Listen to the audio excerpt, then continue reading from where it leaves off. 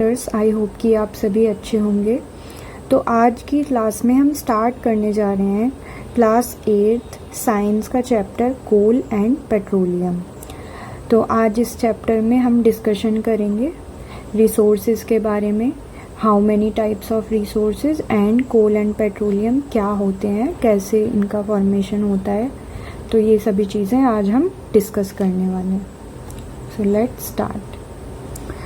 So first हमें सबसे पहले चैप्टर को स्टार्ट करने के लिए जानना होगा, हमने प्रीवियस चैप्टर्स में भी पढ़ा है कि रिसोर्सेज क्या होते हैं, और हमने नेचुरल रिसोर्स के बारे में भी पढ़ा है।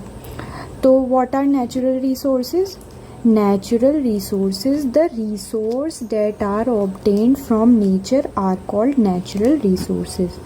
सभी रिसोर्स जो हमें नेचर से मिले हैं उन्हें हम क्या बोलते हैं? Natural resources.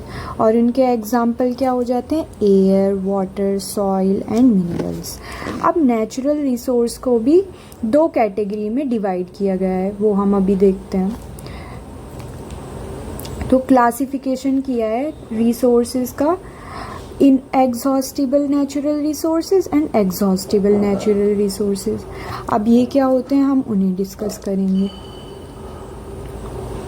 So inexhaustible natural resources, the resource that are present in unlimited quantity in nature and cannot be exhausted by human activities. For example, air, sunlight, etc. All those resources जो unlimited quantity में, जो कभी ख़त्म नहीं होंगे, ऐसे resources को हम क्या बोलते हैं? Inexhaustible natural resources. और ये ह्यूमन एक्टिविटीज़ से भी ख़त्म नहीं होंगे। तो इनके एग्जाम्पल हैं air and sunlight etcetera. Next is exhaustible natural resource, the resource that are present in limited quantity in nature and can be exhausted by human activities. For example, coal, petroleum, minerals, forest, etc. All those resources which are in limited quantity, वो जो एक time के बाद ख़त्म हो जाएंगे, तो उन resources को हम क्या बोलते हैं? Exhaustible natural resources. जो ह्यूमन एक्टिविटीज़ की वजह से या फिर जो भी मतलब मिसयूज़ होता है नेचुरल रिसोर्स का, उसकी वजह से जो रिसोर्सेज ख़त्म हो जाएंगे इन फ्यूचर, ऐसे रिसोर्सेज को हम क्या बोलते हैं? Exhaustible natural resources. तो उनके हमने एग्जाम्पल भी देखे, जैसे coal, petroleum, minerals, forest etcetera. Next is fossil. What are fossils? The remains of the part of plant and animals transformed over time is called fossil. मतलब जो भी हमारे प्लांट और एनिमल के रिमेन्स थे बहुत कई साल पहले, वो किस में ट्रांसफॉर्म हो चुके हैं? फॉसिल में। उनका कन्वर्जन हो चुका है फॉसिल में। Some exhaustible natural resources from the dead remains of living organism are known as fossil fuel. सो ये हमारा जो प्लांट और एनिमल का जो वेस्ट था, रिमेन था, वो किस में कन्वर्ट हो गया? फॉसिल में। और फिर ये फॉसिल क्या है? एक एग्जॉस्टिबल नेचुरल रिसोर्स है जो किससे बना हुआ है? Dead remains of living organism. ठीक है, तो ये फॉसिल फ्यूल हमारा डेड रिमेन से बना हुआ है, एनिमल्स वगैरह और जो प्लांट्स थे। For example coal, petroleum and natural gas, these are fossils. So next is coal. Coal is a fossil fuel that was formed by the decay of vegetation which existed millions of years ago. It is a non-crystalline form of carbon. अब कोल भी क्या है? एक type का fossil fuel है जो किससे form हुआ है? It is formed by the decay of vegetation. जो भी हमारा बहुत साल, मिलियंस ऑफ ईयर्स पहले वेजिटेशन था, वो डिके हो गया, और फिर वो डिके होने के बाद किस में कन्वर्ट हुआ? कोल में, बहुत सालों बाद। Which existed millions of years ago. तो ये कब का डिके है, मिलियंस ऑफ ईयर्स पहले का, और किस में कन्वर्ट हो गया है, कोल में। और ये कैसा फॉर्म है कार्बन का, नॉन क्रिस्टलाइन फॉर्म।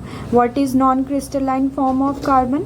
देखो, एक एमॉर्फस होता है और एक क्रिस्टलाइन। क्रिस्टलाइन हमारे नॉन क्रिस्टलाइन में एक रैंडम अरेंजमेंट है एटम्स का, और क्रिस्टलाइन में एक फिक्स्ड और रेगुलर अरेंजमेंट। तो यहाँ पे एक हमारा कोल जो है वो कैसा अरेंजमेंट शो करता है, non crystalline form of carbon.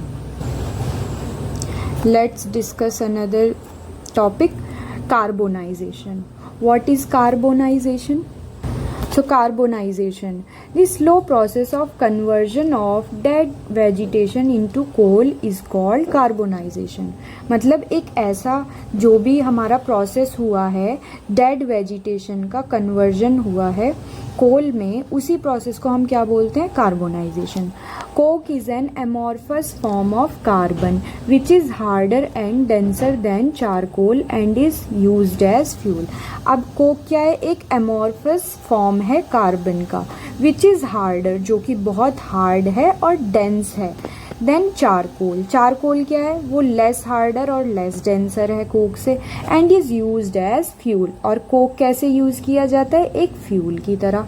It is obtained by heating soft coal in the absence of little supply of air. ये हमें कैसे मिलता है, जब हम कोल को हीट करते हैं और किसकी एब्सेंस में, एयर की एब्सेंस में। It is obtained by heating soft coal in the absence or little supply of air. It is black in colour. It is used in the manufacture of steel. तो यहाँ हमने देखा Coke के बारे में कि कोक का कैसे फॉर्म में होता है, एमॉर्फस फॉर्म में, और बहुत ज़्यादा डेंसर होता है, हार्डर होता है। और ये कैसे फॉर्म होता है, जब हम कोल को हीट करते हैं एयर की एब्सेंस में या फिर लिटिल सप्लाई ऑफ एयर में, और इसका कलर ब्लैक होता है। It is used in the manufacture of steel, और स्टील के मैन्युफैक्चर में इसका यूज़ किया जाता है। Next, destructive distillation. So the process of heating coal in the absence of air is called destructive distillation। एक ऐसा प्रोसेस जिसमें हम कोल को हीट कर रहे हैं एयर के एब्सेंस में, उसी प्रोसेस को हम क्या बोलते हैं, डिस्ट्रक्टिव डिस्टिलेशन। कोल टार, अब कोल टार क्या होता है, कोल टार is a black thick liquid, a mixture of about 200 substance and is used to get various materials of everyday life industry like drugs, dyes, plastics, perfumes, paints, naphthalene balls, etc. सो कोल टार एक black thick liquid होता है जो किससे मिलके बना होता है, 200 substance से मिलके बना होता है। और ये किस चीज़ में यूज़ होता है, हमारे डे टू डे लाइफ में भी और इंडस्ट्रीज़ में इसका बहुत ज़्यादा यूज़ है। इसके एग्जाम्पल हैं drugs, dyes, plastics, perfume, paints, naphthalene balls etcetera. तो हमारे डेली लाइफ में इन सब चीज़ों का बहुत ज़्यादा यूज़ किया जाता है। Next, coal gas. Next is coal gas. It is a byproduct that is obtained during the process of coal to form coke and is used as a fuel।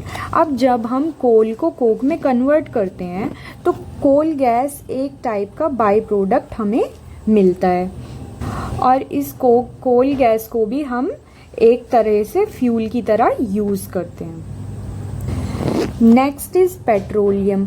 Petroleum is a fossil fuel that is obtained by the decomposition of dead animals and plants due to geological changes under the earth.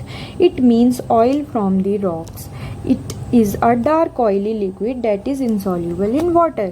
अब petroleum भी क्या है, एक type का fossil fuel है जो किस चीज़ से मिला है, decomposition of dead animals and plants. तो प्लांट्स और डेड एनिमल्स का जब डिकम्पोजिशन हुआ और अर्थ के अंदर जियोलॉजिकल चेंजेस आए तो वहाँ पे क्या फॉर्म हुआ हमारा, पेट्रोलियम। और फिर पेट्रोलियम का मीनिंग क्या है, it means oil from the rocks. और कहाँ से मिलता है हमें पेट्रोलियम, रॉक्स में से। It is a dark oily liquid that is insoluble in water. ये डार्क ऑयली होता है और ये इंसॉल्यूबल होता है वाटर में। अगर वाटर में हम इसको मतलब मिक्स करें तो वो मिक्स नहीं होगा। Next, various constituent of petroleum and their uses are as follows. So first is, यहाँ हमें कॉन्स्टिट्यूएंट ऑफ पेट्रोलियम दिया है एंड उनके यूजेस। तो petroleum gas in liquid form, तो पेट्रोलियम एलपीजी हम घर में यूज़ करते हैं, fuel for home and industry. Petrol motor fuel, aviation fuel, solvent for dry cleanings, इन सभी चीज़ों में इसको यूज़ किया जाता है। Kerosene fuel for stoves, lamps and for jet aircraft. Diesel fuel for heavy motor vehicles, electric generators. Lubricating oil lubrication में help करता है। Paraffin wax, ointment, candles, Vaseline etcetera. Bitumen paint road surface. तो ये सभी हमने example देखे और ये आप सबको लर्न करने हैं अच्छे से, या आपको लर्न होना चाहिए कौन सा पेट्रोलियम कंस्टिट्यूएंट किस तरीके से यूज़ होता है। Next, petroleum refining. So the process of separating the different constituent fraction of petroleum is known as petroleum refining। अब पेट्रोलियम का फॉर्मेशन हमने देखा, डिके हो रहा था हमारा प्लांट और एनिमल रिमेन्स का, और उसके बाद वो पेट्रोलियम फॉर्मेशन हो रहा था हमारा जियोलॉजिकल जो भी चेंजेस आ रहे थे उसकी वजह से। तो वहाँ पे जो हमें पेट्रोल मिलता है उसके डिफरेंट कॉन्स्टिट्यूएंट होते हैं, तो उसी का हमें सेपरेशन करने के प्रोसेस को हम क्या बोलते हैं, petroleum refining. The process of separating the different constituent fraction of petroleum is known as petroleum refining. Next is natural gas. Natural gas is a very important fossil fuel that is stored under high pressure and is easy to transport through pipes and referred to as CNG, compressed natural gas। तो natural gas एक बहुत important type का fossil fuel है जिसे हम store कर सकते हैं हाई प्रेशर में, और इसको ये हमें ट्रांसपोर्ट करना ईजी होता है पाइप्स के थ्रू। और इसे हम कैसे और किस नाम से जानते हैं, सीएनजी। सीएनजी का full form compressed natural gas. It is a non polluting fuel. It helps in the manufacture of a number of chemicals and fertilisers. तो ये एक नॉन पॉल्यूटिंग फ्यूल होता है, और तो ये हमें हेल्प करता है बहुत सारे केमिकल और फर्टिलाइजर्स के मैन्युफैक्चरिंग में। ये जो हमने फॉसिल फ्यूल्स पढ़े हैं उनकी हम अभी डेफिनेशन शॉर्ट में देख लेते हैं। सो first is fossil fuel, dead remains of living organism and buried over millions of years like coal, petroleum and natural gas are fossil fuels. What is natural gas? Natural gas is a very important fossil fuel. It is a cleaner fuel. Petroleum, it is a dark oily liquid with an unpleasant odor. It is a source of petrol and diesel. तो ये dark oily liquid होता है और इसकी smell जो होती है वो unpleasant होती है, और इसको हम कैसे यूज़ करते हैं, सोर्स होता है ये पेट्रोल और डीजल का। Next, coal. Coal is a fossil fuel formed by the decay of vegetation which existed millions of years ago. हमने डिस्कस किया था इसका। Coal gas is obtained as a by product during the processing of coal to form coke and is used as fuel. Coke, it is a tough, porous and black substance obtained by the process of coal.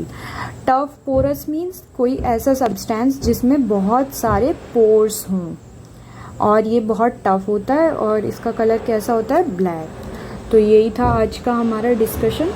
I hope कि आपको अच्छे से समझ आया होगा। If you have any question you can ask me in the comment section. So thank you so much.